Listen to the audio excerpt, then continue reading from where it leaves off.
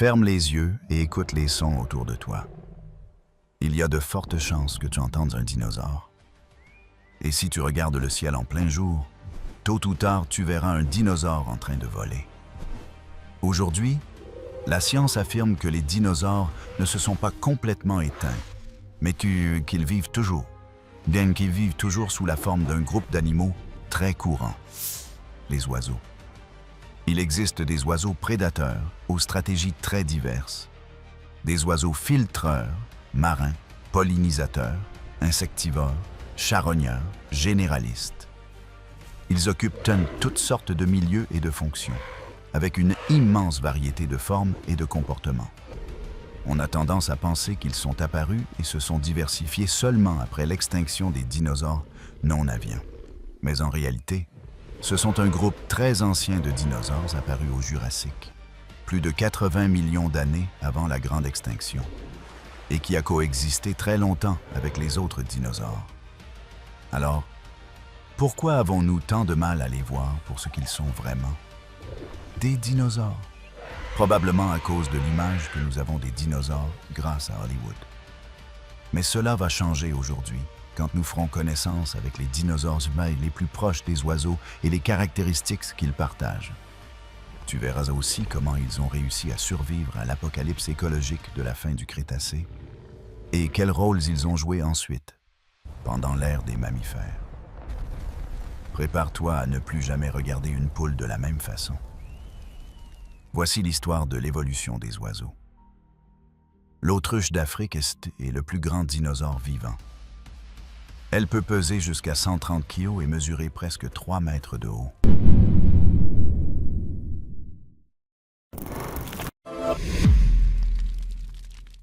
Ses pieds étonnants sont extrêmement efficaces pour la course, atteignant jusqu'à 70 km/h. Et contrairement à ce que beaucoup croient, ce ne sont pas des oiseaux maladroits ou inoffensifs, mais plutôt certains des oiseaux les plus dangereux de la planète, responsables d'environ 3 morts humaines par an. Autruches, nandous, émeus, kiwis, cassoirs et tinamous forment le groupe des oiseaux paléognates. C'est le groupe le plus basal parmi les dinosaures actuels. Cela signifie que, dans l'arbre généalogique des grands groupes, c'est la première branche qui se sépare.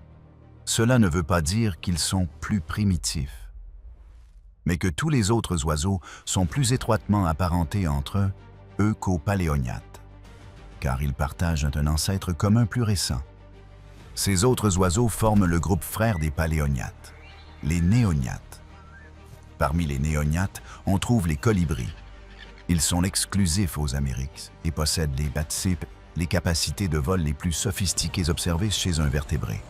Ils peuvent manœuvrer avec une grande précision dans toutes les directions, y compris en arrière, et accélérer très vite.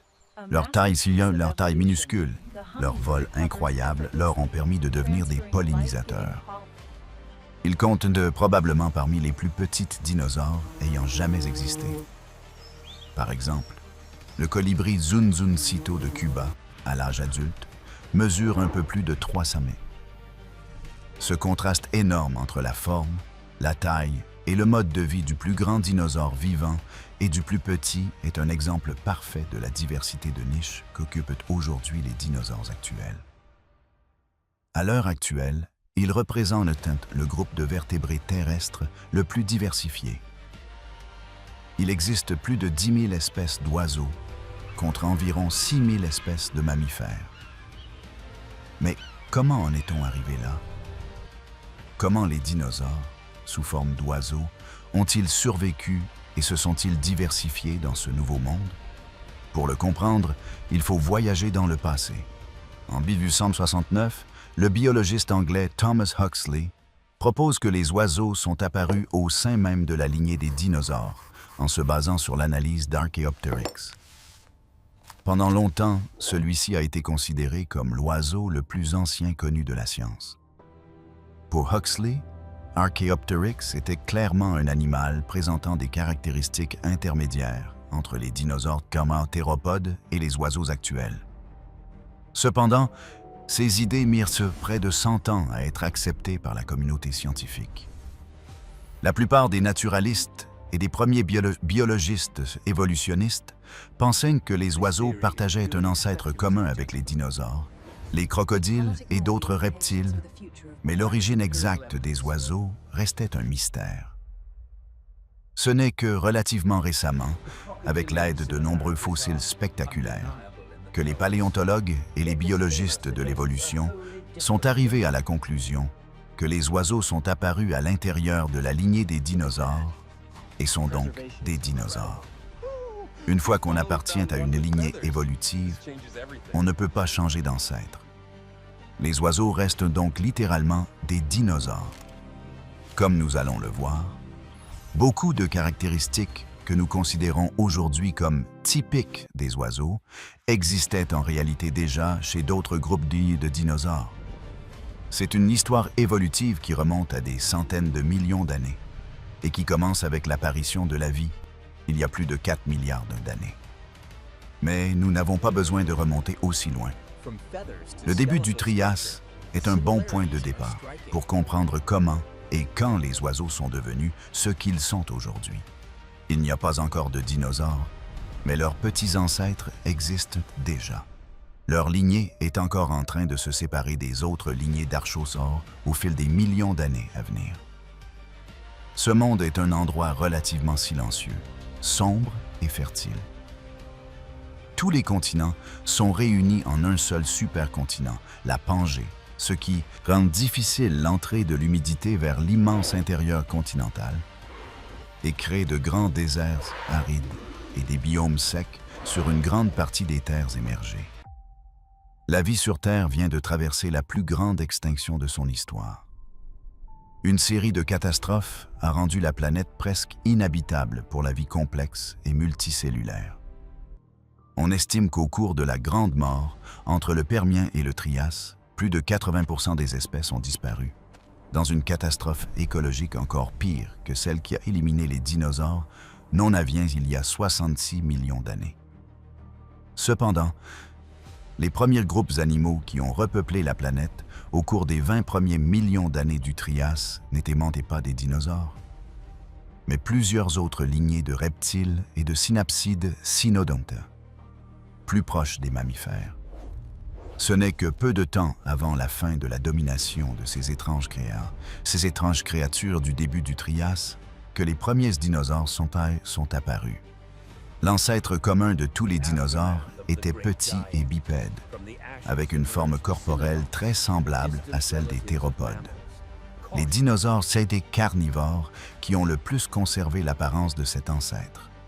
D'autres lignées de dinosaures, comme les sauropodes, ont presque complètement abandonné cette forme initiale petite et bipède.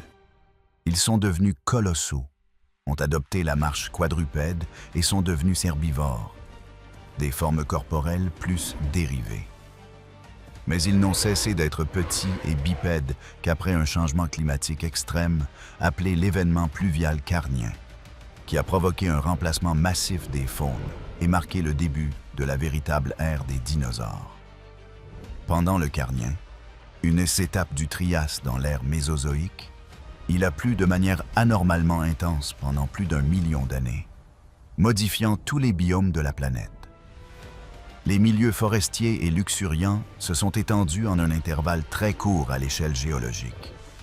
Grâce à la végétation apparue là où se trouvaient auparavant des déserts secs, les dinosaures ont pu se disperser sur tous les continents et commencer à occuper de nombreuses niches et fonctions écologiques qui appartenaient auparavant à de grands animaux, n'ayant pas survécu à ces changements climatiques brutaux.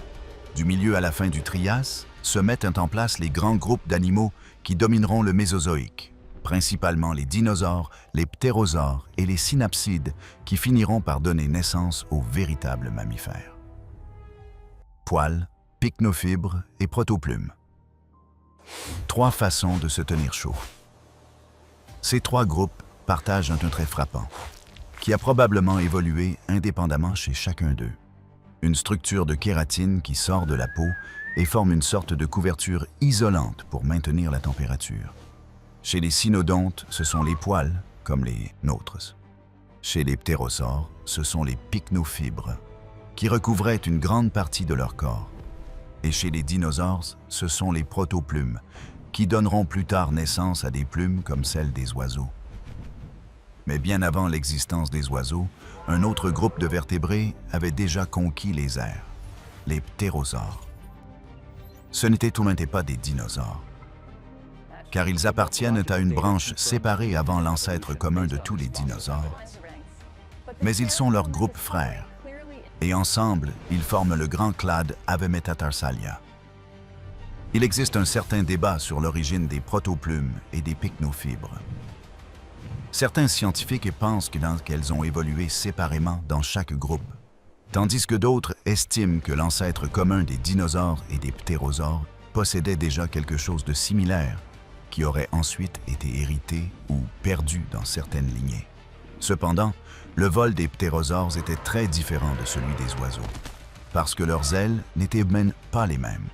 Alors que les oiseaux ont les doigts de la main soudés et utilisent les bétuilles et les plumes comme surface portante, les ptérosaures possédaient un quatrième doigt très long et robuste, qui soutenait une membrane de peau formant l'aile.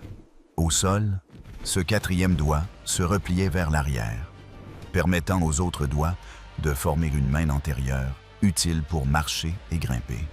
La plupart des ptérosaures se nourrissaient de petits animaux et, pendant une grande partie du Mésozoïque, ils ont été les principaux prédateurs aériens. Et au Crétacé, certains ptérosaures ont atteint des tailles incroyables, comme les Agdarchidés, qui sont devenus les plus grands animaux volants de tous les temps. Ils avaient autour de leur somme la hauteur d'une girafe et une envergure comparable à celle d'un petit avion. La première grande division dans l'arbre des dinosaures oppose les ornithischiens et les saurischien. Et là apparaît une curiosité. Ornithischia signifie « bassin d'oiseaux ». Mais les oiseaux appartiennent en réalité aux Saurischia, qui signifie « bassin de reptiles ».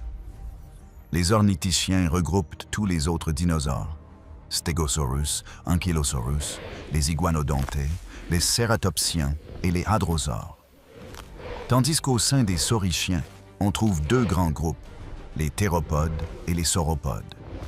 Les théropodes sont, pour la plupart, des dinosaures carnivores bipèdes, même si plusieurs lignées à l'intérieur de ce groupe ont cessé d'être carnivores.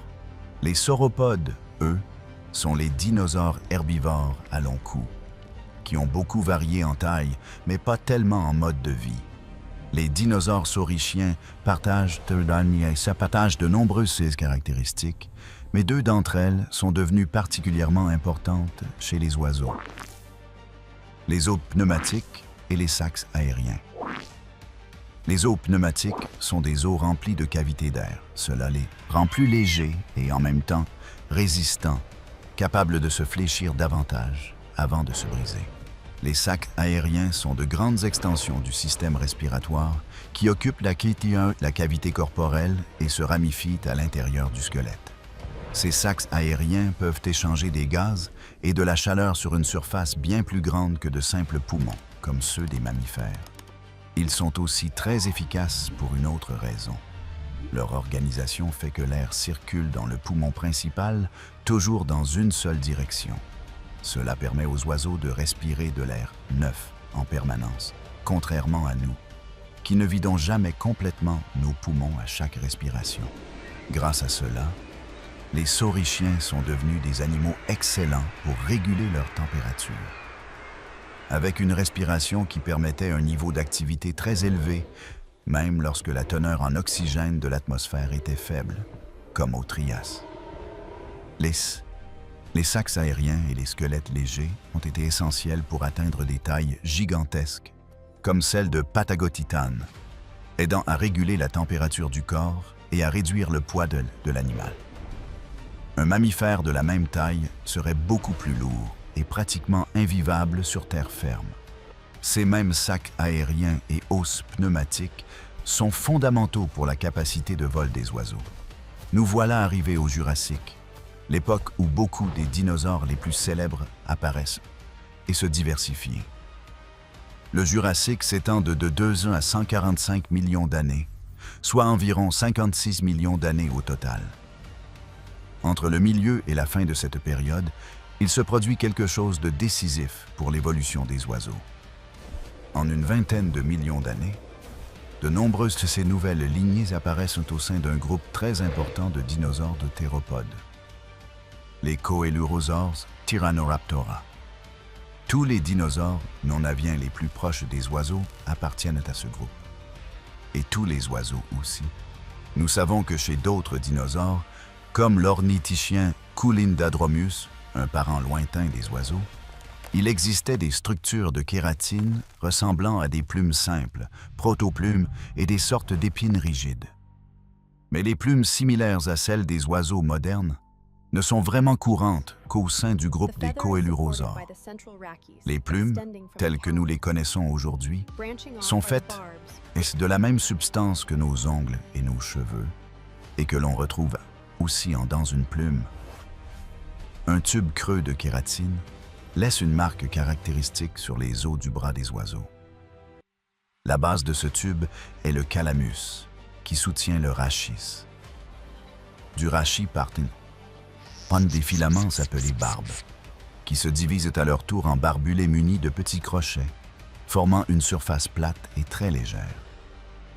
L'évolution des plumes s'est passée par de nombreuses étapes avant d'aboutir aux plumes pennées actuelles.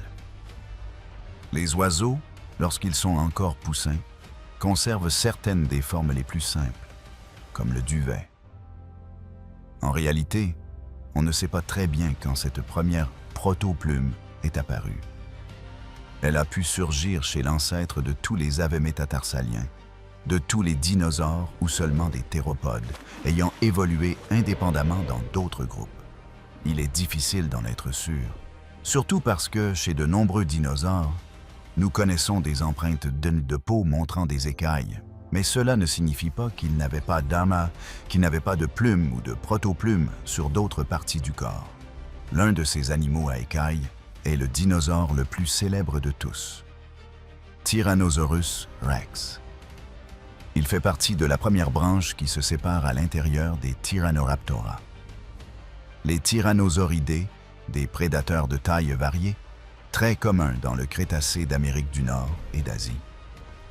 Il est plus étroitement apparenté aux oiseaux que des géants comme Giganotosaurus ou Spinosaurus, car il partage avec eux un ancêtre coélurosaurien plus récent. Tyrannosaurus rex est le plus lourd prédateur terrestre connu de la science, et nous savons qu'il a vécu à la même époque que des oiseaux appartenant déjà à des groupes modernes, pratiquement identiques à des espèces actuelles. Cela détruit complètement l'idée que les oiseaux n'auraient évolué qu'après l'extinction des dinosaures. Cela montre que les oiseaux ne sont qu'un autre type de dinosaure. D'un autre côté, la deuxième branche qui se sépare dans le grand arbre des dinosaures les plus proches des oiseaux est celle des Compsognathidae. Il se peut que ce groupe ne soit pas naturel d'un point de vue évolutif. Et sa validité a été remise en question ces dernières années, sans qu'il y ait encore de réponse définitive. L'un des membres les plus importants de ce groupe un peu problématique de petits dinosaures est Sinosauropteryx. Il a été découvert en Chine et décrit en 1996. Grâce à son état de conservation exceptionnel, il est devenu le premier dinosaure non avien confirmé avec des plumes. Les structures de ces plumes simples se sont conservées presque intactes, même au niveau microscopique. Cela a permis aux scientifiques de comparer la forme des cellules pigmentaires, les mélanosomes, à celle des oiseaux actuels. Le résultat a été spectaculaire. Ils ont pu déduire les couleurs réelles de Sinosauropteryx de son vivant, ce qui n'avait jamais été réalisé auparavant. Selon ces études, il était rougeâtre, avec des anneaux blancs sur la queue et une tache noire sur le visage. Depuis, la même technique a été utilisée sur d'autres fossiles exceptionnellement bien conservés pour tenter de reconstituer leurs couleurs en vie, alors que les tyrannoraptors, comme les tyrannosauroïdes, avaient tendance à avoir des bras courts. C'était l'inverse chez leur groupe frère, les maniraptoriformes. Ce sont des animaux aux bras et aux mains très musclés et développés, avec un sternum soudé en surface, servant de zone d'ancrage à de puissants muscles. La première branche qui se sépare ça au sein des maniraptoriformes est celle des ornithomimosaures, Et les ornithomimosaures les plus connus ressemblent à Gallimimus et Ornithomimus. Ils avaient un plumage dense, similaire à celui d'une autruche, comme le montrent des fossiles où l'on a retrouvé des traces nettes de plumes. Et l'un des plus grands ornithomimosaures fut Deinocheirus, un dinosaure géant découvert en Mongolie qui a vécu au Crétacé il y a environ 70 millions d'années. Il mesurait environ 11 mètres de long, presque autant qu'un Tyrannosaurus rex, et possédait les plus grands bras connus chez un théropode, de plus de 2,4 mètres, terminés par des griffes. Il se nourrissait de plantes aquatiques avec son bec droit, ressemblant à celui d'un canard, et, comme d'autres ornithomimosaures, avait une queue qui se terminait par une vertèbre aplatie appelée pygostyle, ce qui indique la présence d'un éventail de plumes à l'extrémité de la queue, exactement comme chez de nombreux oiseaux actuels. La lignée sœur des ornithomimosaures est celle des maniraptoriens. En leur sein, les premiers à se séparer sont les therizinosaures, groupe frère des Penaraptora. Les therizinosaures sont un groupe très particulier de maniraptoriens herbivores qui, dans certains cas, comme Therizinosaurus, atteignirent des tailles gigantesques, de plus de 5 tonnes. C'est au sein de la lignée des maniraptoriens que l'os pubien commence à s'orienter vers l'arrière, adoptant une configuration semblable à celle que l'on observe chez les dinosaures ornithichiens, et qui est à l'origine de la célèbre confusion entre les bassins d'oiseaux et bassins de reptiles. Les maniraptoriens possèdent 2 bras robustes avec 3 doigts et un poignet très particulier, articulé par un os carpien semi-lunaire qui permet des mouvements vers l'intérieur et l'extérieur, mais pas de haut en bas. Ils sont apparus entre le milieu et la fin du Jurassique, mais c'est au Crétacé qu'ils ont vraiment prospéré, pendant plus de 80 millions d'années, jusqu'à la fin de l'ère des dinosaures. Parmi les therizinosaures, nous trouvons des dinosaures densément emplumés, même si leurs plumes restent simples, sous forme de filaments de kératine. C'est à partir des Penaraptora, leur groupe frère, que surgissent des plumes aussi complexes que celles que nous voyons aujourd'hui chez les oiseaux, les plumes pennées, qui donnent leur nom au groupe. La première branche qui se sépare au sein des Penaraptora est celle des Oviraptoridae, un groupe très diversifié et abondant au Crétacé. Du petit Caudipteryx, de la taille d'un perroquet, au gigantesque Gigantoraptor, long de 8 mètres, il y eut des oviraptors de toute taille. On les reconnaît à leur bec court de kératine et à une crête sur la tête. Ils avaient des ailes et des queues avec des éventails de plumes très semblables à ceux des oiseaux actuels, même s'ils ne pouvaient probablement pas voler. Cela peut sembler étrange, car cela signifie que les ailes sont apparues avant le vol et que leur origine n'est pas directement liée au fait de voler. Les plumes sont d'abord apparues pour remplir d'autres fonctions, principalement l'isolation thermique et l'exposition visuelle. Mais nous disposons de preuves claires de ces plumes chez les oviraptors, conservées de manière spectaculaire. La preuve en est un fossile incroyable d'un oviraptor adulte allongé sur un nid. Pendant longtemps, on a pensé que ces œufs appartenaient à Protoceratops, un dinosaure herbivore très commun dans la région. Le squelette a été interprété comme celui d'un voleur d'œufs surpris en plein vol, d'où le nom Oviraptor, voleur d'œufs. Cependant, l'analyse des œufs a révélé des embryons d'oviraptor à l'intérieur, montrant que l'adulte était en réalité l'un des parents, en train de couvrir et de protéger le nid, probablement avec ses ailes, pendant une tempête de sable. Cela prouve que, bien avant de servir au vol, les ailes remplissaient déjà plusieurs fonctions, comme la protection des petits. Le groupe frère des oviraptors au sein des Penaraptora est celui des paraviens, pour la plupart petits et arboricoles, avec quelques exceptions. Ils se caractérisent par de longs doigts, des poignets très articulés et des métatarses fusionnés.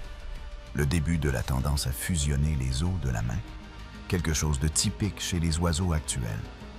Les paraviens se divisent en 2 grands groupes, les étranges Scansoriopterigidae et les œufs maniraptoriens ou vrais maniraptoriens. Les Scansoriopterygidae ont constitué une expérience parallèle des dinosaures parsiparaviens avec le vol à la fin du Jurassique.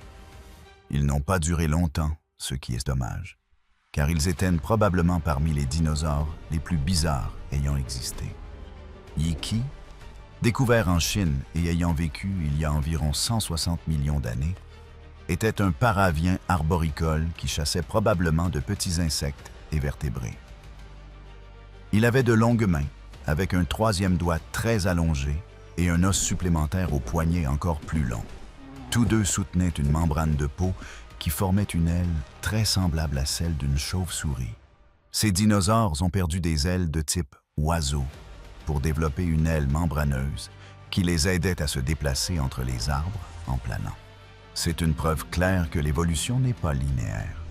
De l'autre côté de la famille des paraviens, on trouve trois groupes dont les relations sont encore débattues. Avialae, Dromaeosauridae et Troodontidae. Les Troodontidae étaient des dinosaures carnivores de petite à moyenne taille qui ont vécu de la fin du Jurassique jusqu'à la fin du Crétacé.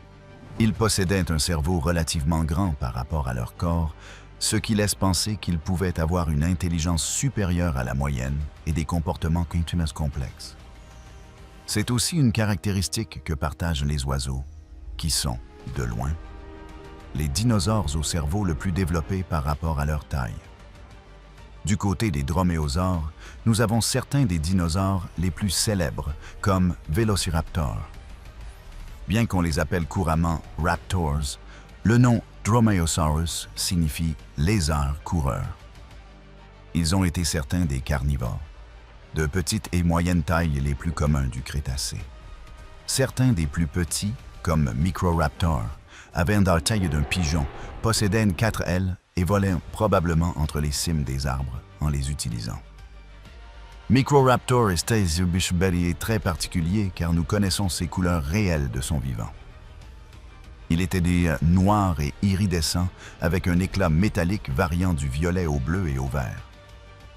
Velociraptor, quant à lui, était très différent de celui des films. Il avait à peu près la taille d'une oie. Mais, même petit, s'il chassait en groupe, il pouvait probablement faire tomber des proies bien plus grandes que lui. Droméosaures et Troodontidae sont les dinosaures des paraviens les plus proches du groupe qui inclut tous les oiseaux et leurs parents les plus proches. Avialae. Ce groupe est lui aussi complexe. Au sein d'Avialae, nous connaissons plusieurs familles très anciennes dans la branche, même si l'on ne sait pas encore exactement comment elles s'emboîtent dans les arbres évolutifs. Et il y a en plus le grand groupe Ornithothoraces, dont nous allons parler tout de suite. Les avialiens partagent plusieurs traits, comme la possession de peu ou pas de dents, des queues très courtes. Le quatrième doigt du pied est orienté vers l'arrière et vers le bas, formant une sorte de pouce qui aide à se percher sur les branches. Ils ont aussi des plumes asymétriques de forme clairement aérodynamique. Autrement dit, les avialiens expérimentaient déjà le vol, avec un succès considérable. Ce mode de vie deviendrait finalement ce que nous associons le plus aux oiseaux.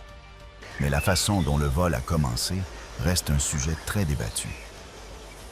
Les deux principales hypothèses sont celles du sol vers l'air, courir et sauter, puis décoller, et celle des arbres vers le bas, animaux arboricoles qui commencent par planer, puis volent. Les preuves les plus récentes soutiennent davantage cette dernière. Nous savons aujourd'hui que beaucoup des premiers avialiens étaient des animaux arboricoles, de bons grimpeurs grâce à leurs griffes et à leur corps léger, capables de planer d'un arbre à l'autre à l'aide de leurs ailes aérodynamiques, de manière très similaire à Microraptor. C'est le cas d'Archaeopteryx, l'ancien dinosaure qui a inspiré les idées de Thomas Huxley il y a plus de 150 ans. Il était petit et possédait 2 ailes bien formées, avec 3 griffes à chaque main, ce qui indique qu'il grimpait et planait. Sa poitrine n'avait pas non plus assez de place pour les grands muscles nécessaires à un vol battu continu comme celui des oiseaux modernes. Il en va de même pour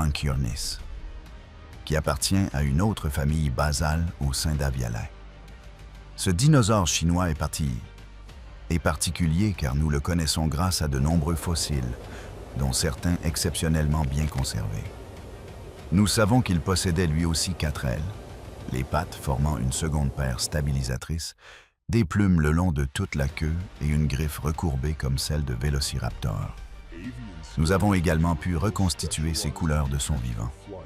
Il était noir, avec quelques détails rouges sur la tête et les ailes, des taches blanches et des extrémités de plumes noires.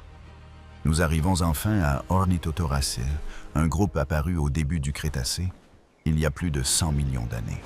À partir de là, il devient très difficile de distinguer les groupes éteints des oiseaux modernes. Presque toutes les caractéristiques de base des oiseaux étaient déjà présentes chez tous les membres du groupe. Plumes pennées, pygostine, c'est-à-dire la structure osseuse de la queue courte, perte des dents dans les mâchoires, yeux et cerveau plus grands, et une grande surface osseuse au niveau de la poitrine où s'attachent les puissants muscles pectoraux permettant de décoller et de maintenir le vol. Ornithothoracis tire son nom de cette dernière caractéristique clé. Cela signifie « poitrine d'oiseau ». Grâce à cette structure du sternum, ils furent les premiers oiseaux capables de voler de manière élégante et soutenue pendant de longues périodes. Au sein d'Ornithothorax, on distingue 2 grands groupes frères, les Euornithes, qui incluent tous les oiseaux actuels et leurs proches liens parents éteints, et les Enantiornithes, un groupe d'oiseaux désormais disparus. Même si aujourd'hui il ne reste que les Euornithes durant le Crétacé, les oiseaux les plus diversifiés et abondants étaient, de manière surprenante, les Enantiornithines. Beaucoup avaient perdu une partie ou la totalité de leurs dents, mais d'autres, comme Cratoavis, avaient encore de petites dents pointues et des griffes aux ailes. Cratoavis a vécu il y a environ 115 millions d'années dans ce qui est aujourd'hui l'État du Ceará, au Brésil, et est l'un des plus anciens oiseaux connus du pays. Les Enantiornithines occupaient la plupart des niches d'oiseaux arboricoles, très fréquentes au Crétacé, et étaient un des principaux rivaux des ptérosaures jusqu'à la fin de l'ère des dinosaures. Il est possible que, en raison de cette concurrence, nous voyions de moins en moins de petits et moyens ptérosaures vers la fin du Crétacé. Et que, à la place, apparaissent des géants comme Quetzalcoatlus, le plus grand animal volant connu, avec une envergure d'environ 14 mètres.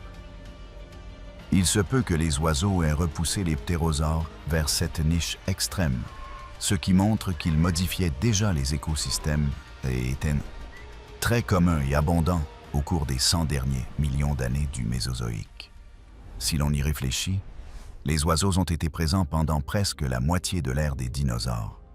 C'est une lignée très ancienne, plus jeune que les premiers dinosaures, mais plus ancienne que des célébrités comme Triceratops et Tyrannosaurus, qui n'ont vécu que durant les 2 derniers millions d'années du Crétacé. Tandis que les Enantiornithines dominaient le ciel, les Euornithes se répartissaient sur le sol des forêts et dans les zones humides. L'une des lignées d'Euornithes les mieux adaptées à la vie semi-aquatique a donné naissance à Ichthyornis, un oiseau aux habitudes similaires à celles des oiseaux marins actuels, mais avec un bec rempli de dents, ce qu'aucun oiseau moderne ne possède. Ce fossile, connu depuis longtemps, a été l'une des grandes preuves du lien entre oiseaux et dinosaures, car il s'agissait du premier oiseau à dents décrit. Ichthyornis pouvait encore voler, contrairement aux Hesperornithes, comme Hesperornis, qui, à l'instar des manchots, ont perdu la capacité de voler et sont devenus des oiseaux plongeurs. Mais, contrairement aux manchots, ils se propulsaient surtout avec leurs pattes postérieures, tandis que les ailes se réduisaient à de petites structures presque inutiles. Ils restaient néanmoins très agiles dans l'eau, où ils chassaient de poissons et mollusques, et ne revenaient à terre que pour se reproduire. Naissance des oiseaux modernes. Nous arrivons enfin au groupe des oiseaux modernes.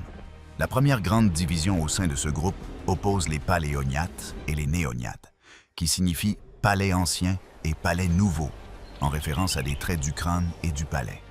Parmi les paléognates se trouvent certains des oiseaux vivants les plus grands et les plus lourds, même si par le passé, il y en a eu d'encore plus massifs. Un exemple est Aepyornis ou Vorombe, l'oiseau éléphant de Madagascar, qui a peut-être été le plus grand oiseau de l'histoire, avec presque une tonne, et qui s'est probablement éteint sous l'effet des activités humaines il y a environ 1000 ans. Il y avait aussi les moas, les plus grands oiseaux ayant jamais existé, endémiques de Nouvelle-Zélande, qui se sont éteintes il y a environ 600 ans à cause de la surexploitation de leurs œufs. À l'exception des tinamous, tous ces oiseaux sont terrestres et ont perdu la capacité de voler, souvent de manière indépendante dans différentes lignées, même si leurs ancêtres communs volaient probablement. D'après des études de horloge moléculaire, ce groupe pourrait être apparu plus de 20 millions d'années avant l'extinction des dinosaures non-aviens. De l'autre côté de l'arbre se trouvent les néognates, qui regroupent tous les autres oiseaux actuels. En leur sein, la lignée la plus ancienne est celle des Galoancerae, parentes des canards et des poules. Ce sont certains des oiseaux domestiques les plus fréquents, et ils étaient déjà courants à la fin du Crétacé, avec des formes très proches des poules, comme Asterornis, et des canards, comme Vegavis. Le groupe frère des Galoancerae est l'incroyablement diversifié groupe des Néoaves, qui comprend plus de 9000 des quelques 10 000 espèces d'oiseaux vivant aujourd'hui. Les Néoaves sont un immense casse-tête évolutif. Il existe des dizaines de groupes couvrant une grande partie de la diversité des oiseaux, dont beaucoup sont apparus entre la fin du Crétacé et le début du Cénozoïque, après la grande extinction. 60% de cette diversité se trouve dans le groupe Psittacopacerae, qui inclut les psittacidés, comme les perroquets et les haras, et les oiseaux passériformes. On y trouve des oiseaux aux chantes très complexes et aux capacités vocales impressionnantes, comme les perroquets et les corbeaux, capables d'imiter de nombreux sons, y compris la voix humaine, au point de parler. Cela montre que les dinosaures n'ont pas besoin de ressembler aux humains pour être intelligents. Des représentants de ces trois grandes lignées, paléognates, galoancerines et néoaves, existaient déjà le jour où un astéroïde d'environ 10 km de diamètre a percuté la péninsule du Yucatan. L'explosion a changé à jamais le cours de la vie sur Terre. Elle a provoqué des incendies mondiaux qui ont ravagé les forêts et soulevé un nuage de poussière si dense qu'il a mis des siècles à se dissiper. Des décennies d'obscurité et de changements climatiques extrêmes ont entraîné la disparition de plus de 65% des espèces animales de surface. Les Enantiornithines, qui dominaient auparavant les arbres, ont perdu complètement leur habitat et se sont éteintes. Les forêts et la canopée ont été parmi les milieux les plus touchés et ont mis le plus de temps à se rétablir. Mais les discrètes huornites, associées aux rivières, aux lacs et aux zones aquatiques, ont eu une chance de survivre, puis de prospérer. Contrairement aux forêts, qui dépendaient de la photosynthèse, les eaux douces possèdent des chaînes trophiques fondées principalement sur la décomposition de matière organique, une source d'énergie plus stable dans un monde sans lumière. Des études détaillées sur la matière organique indiquent que lacs, rivières et ruisseaux ont été les milieux les moins touchés par l'extinction et ont perdu relativement peu d'espèces. Cela contribue aussi à expliquer pourquoi les crocodiles et certaines tortues ont survécu. Dès que les écosystèmes ont commencé à se réorganiser, les oiseaux se sont précipités pour occuper de nouvelles niches, se diversifiant rapidement jusqu'à devenir, comme aujourd'hui, le groupe de vertébrés terrestres le plus nombreux. L'ère des mammifères et des oiseaux géants. Depuis, de nombreux oiseaux étonnants ont évolué. Même si cette période est appelée ère des mammifères, parce que ce sont eux qui ont dominé la mégafaune dans la plupart des régions. Parmi ces oiseaux, on trouve Pelagornis, l'un des plus grands oiseaux volants de tous les temps, disparu il y a environ 2,5 millions d'années. C'était un gigantesque oiseau marin, probablement proche parent des Galoancerines, et il possédait des pseudo-dents, de petites projections sur le bec qui ressemblent à des dents, sans en être réellement. Il y a aussi eu des manchots géants, les paléoptiques, presque aussi grands qu'un humain, qui ont dominé les mers australes jusqu'il y a environ 10 millions d'années, avant que l'Antarctique ne gèle complètement. Pendant les 20 premiers millions d'années de l'ère des mammifères, une famille de grands oiseaux, là encore probablement apparentés aux poules et aux canards, a occupé le rôle de grands herbivores, Gastornis, qui se nourrissaient de plantes et de graines à l'aide d'un énorme bec. Ils ressemblaient aux Dromornithidae australiens, qui ont vécu plus de 10 millions d'années plus tard et ont survécu jusqu'il y a seulement quelques milliers d'années. Le nombre d'oiseaux géants, herbivores et incapables de voler que nous connaissons montre clairement que les oiseaux étaient parfaitement capables de rivaliser avec les mammifères, même dans les niches où ces derniers semblent les plus forts. La meilleure preuve, peut-être, que l'ère des dinosaures ne s'est jamais complètement terminée. Ce sont les oiseaux terreurs, un autre groupe d'oiseaux géants et non volants, mais cette fois hyper carnivores et apparentés aux cérièmes sud-américaines.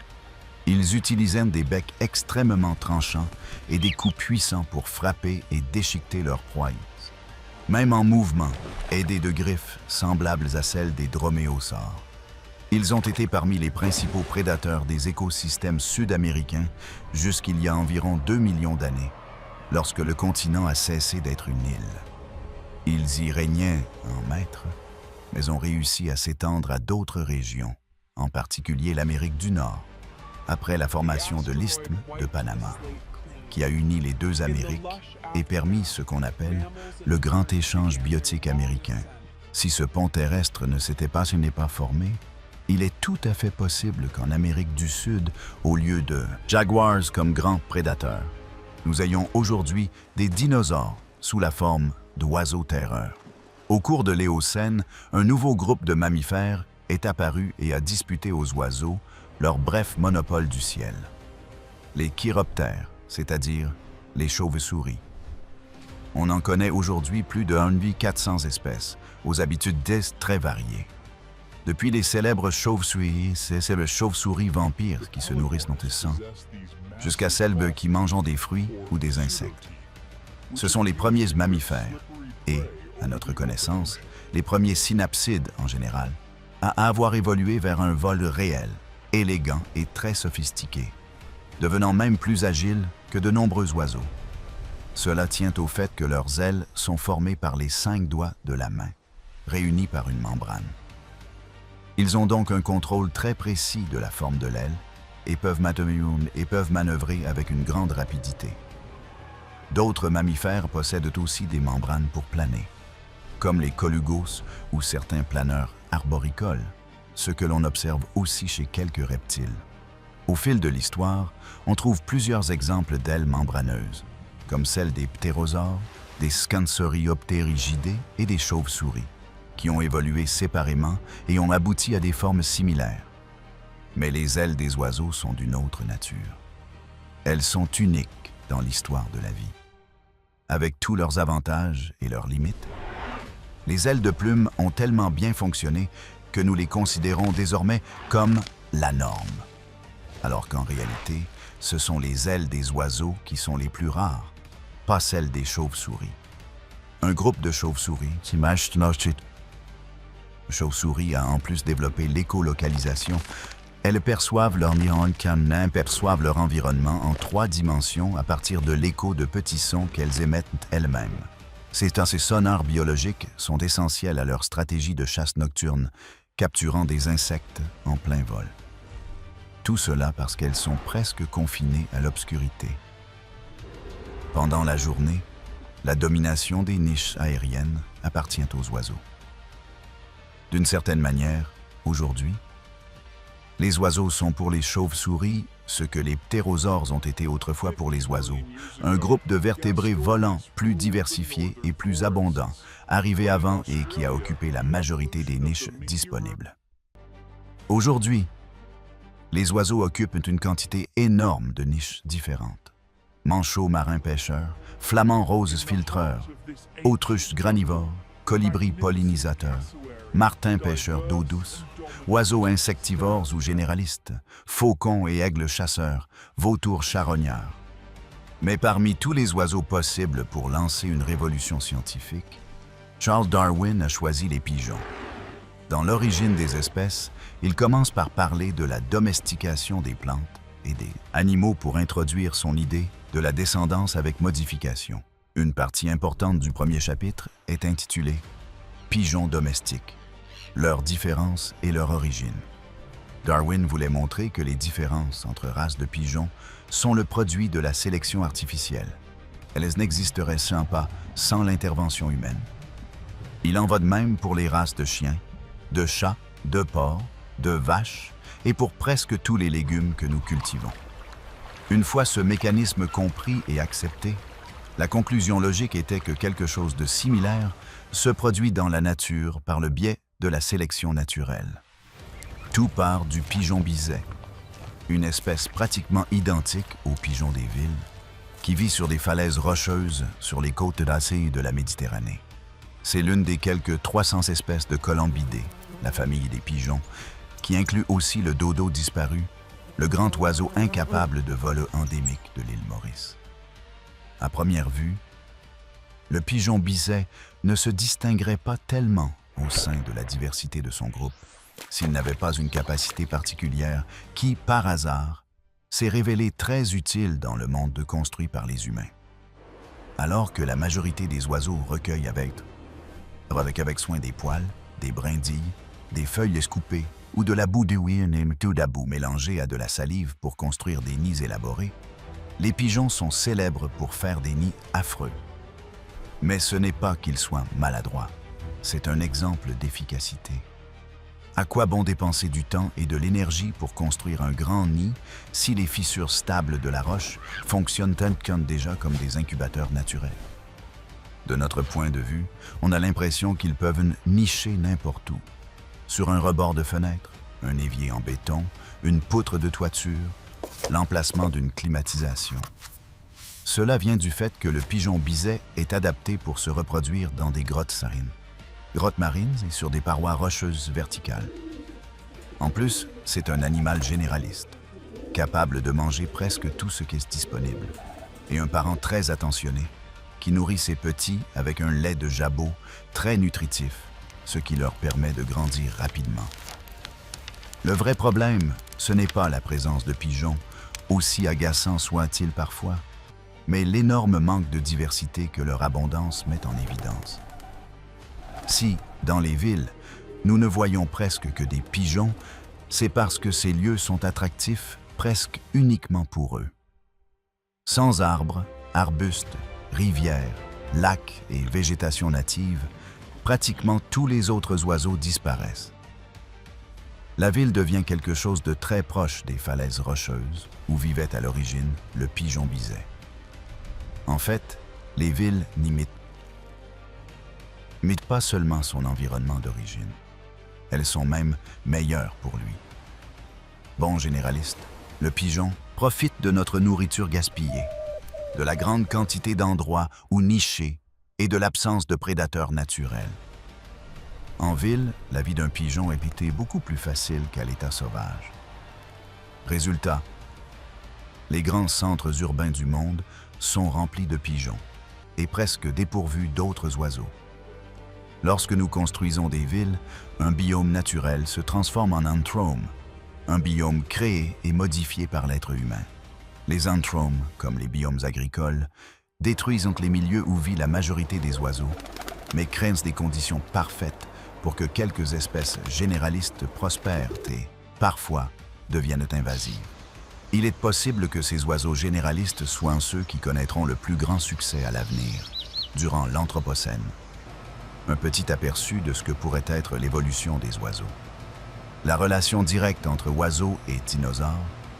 Nonaviens a également inspiré des idées de science-fiction, comme le projet Novosaurus d'Andy Fraser. Il a imaginé des races hypothétiques de dinosaures domestiques créées en réactivant des gènes dormants dans l'ADN des oiseaux actuels, faisant réapparaître des traits dinosauresques. Même si cela semble fou et très difficile, ce n'est pas complètement impossible, et des progrès ont déjà été réalisés dans cette direction. De véritables expériences de génie génétique ont réussi à activer les gènes responsables de la formation des dents chez des embryons d'oiseaux.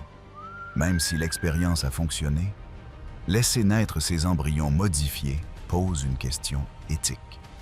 Nous savons en outre que de nombreux autres gènes liés à des caractéristiques ancestrales, comme les griffes et les longues queues, existent toujours dans le génome de tous les oiseaux.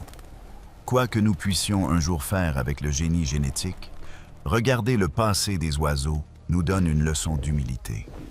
Nous avons tendance à imaginer l'évolution comme un processus d'amélioration constante, planifié, avec un but. Mais ce n'est pas le cas. Le seul objectif de l'évolution est que les individus vivants et leurs descendants survivent. C'est un jeu de vie ou de mort dans lequel, si une espèce perd, l'extinction est définie. L'extinction est définitive. Il n'y a pas de redémarrage. Tout ce dont les oiseaux ont besoin pour voler a évolué auparavant, dans d'autres groupes, avec d'autres usages et fonctions. Connaître leurs ancêtres et proches parents au sein des dinosaures nous montre que peu de choses chez eux sont totalement exclusives et que de nombreuses caractéristiques que nous considérons comme typiques des oiseaux existaient aussi chez d'autres dinosaures.